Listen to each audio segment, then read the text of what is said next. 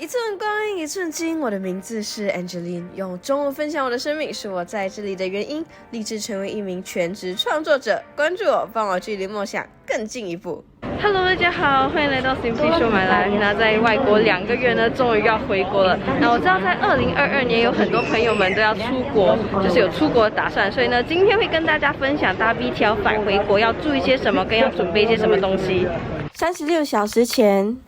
那在上飞机的前一天呢，就要做 PCR 还是 ART test。那我本来是要做 ART 的，因为有一点怕这个 PCR， 但是因为在我们酒店旁边刚好有这个免费的这个帐篷，就是做 PCR test， 所以我们就决定先排队，然后做了。因为不知道 ART test 在哪里嘛，所以可能等一下再看到 ART test 的时候再做一次。因为PCR 的这个 result 要等24小时，然后我明天就要飞了，不懂赶得及吗？现在才早上8点钟，就已经有人在排队了。听说如果你更迟的话，可能要排1-2个小时哦。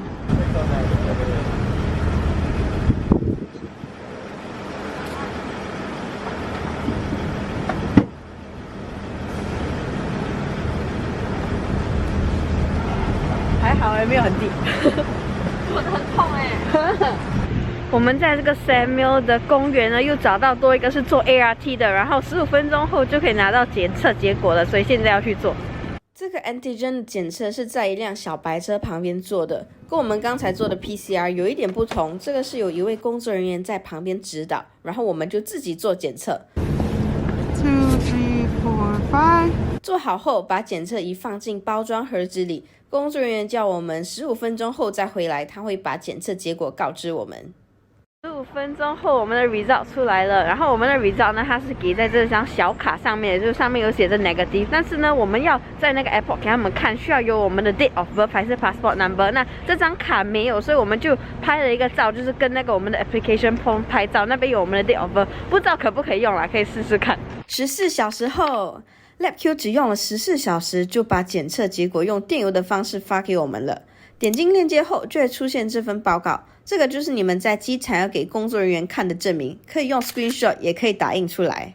哦，对了，建议大家在上飞机之前呢，先到 safetravel.changiairport.com 注册这个 Safe Travel Concierge， 那边有一个 checklist， 我觉得还蛮有用的啦，你就可以看你有没有做好准备，就准备好他所需要的资料。那在那个网站呢，你也可以先预约你的 PCR test， 就先还钱是125块新币。那这个你也可以等你到新加坡的时候再做，但是我觉得如果你做了再上飞机呢，你到新加坡的时候会比较方便一点，因为你可能下飞机的时候就已经很累了，然后又拿着很多行李，还要在那边填那个表格，会有一点麻烦。那如果你是先 book 了，他就会给你一个 QR code， 你到那边直接进去给他看那个 QR code 就可以了。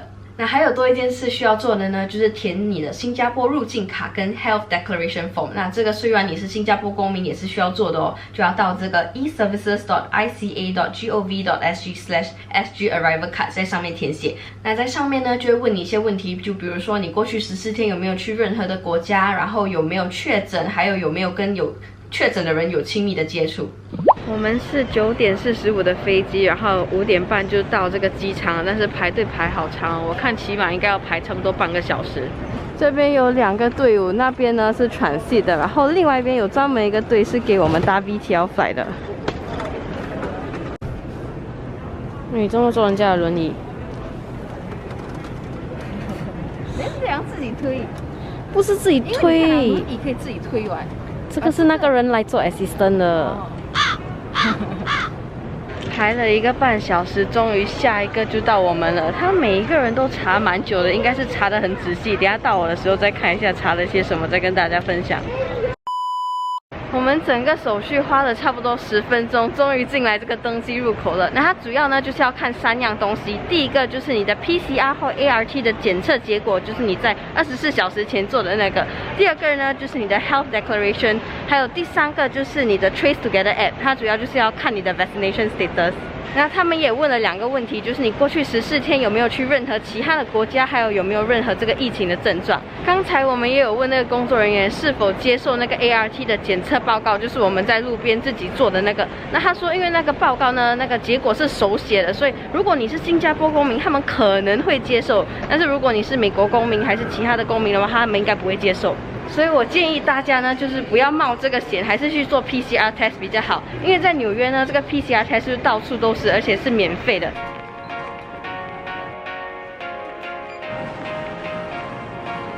刚上飞机，要开始我们18到19个小时的这个旅程了。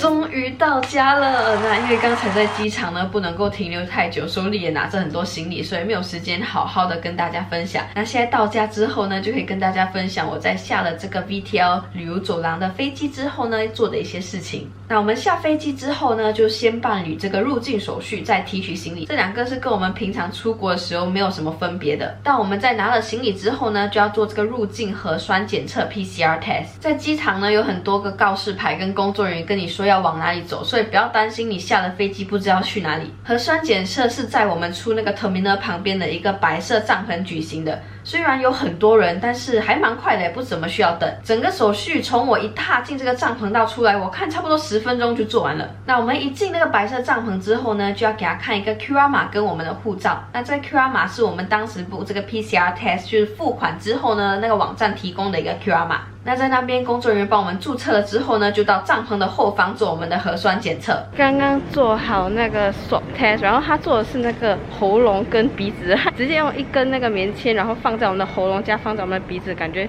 有一点点恶心。然后他说那个 result 呢会在 email 的时候给我们，所以我们现在要直接回家，就是不可以去任何地方，要等那个结果出来。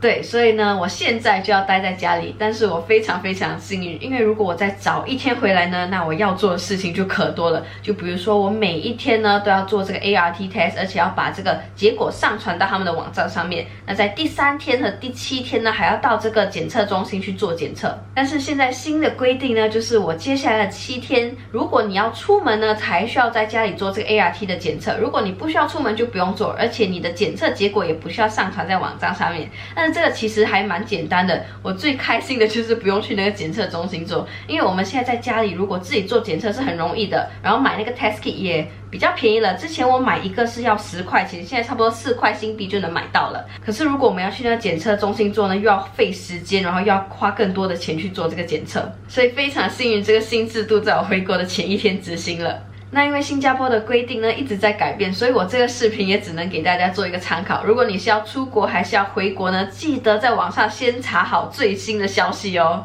那我们到新加坡不久呢，新加坡移民与关卡局就发了一个电邮给我们，那上面呢就有很多资料，就告诉我们要做什么。比如说我们刚才的核酸检测，如果发现是良性结果呢，我们就要待在家里等卫生部的人来联系我们。但是如果是我们在接下来7天的那个 ART test 有哪一天发现是良性的结果呢，就要待在家里自己居家隔离，然后在第3天的时候再检查一次。如果第3天已经出现了这个阴性的结果，那我们就可以出门了。那如果没有的话呢，就要继续待在家里，一直 test 到我们的结果是阴性为止才能出门。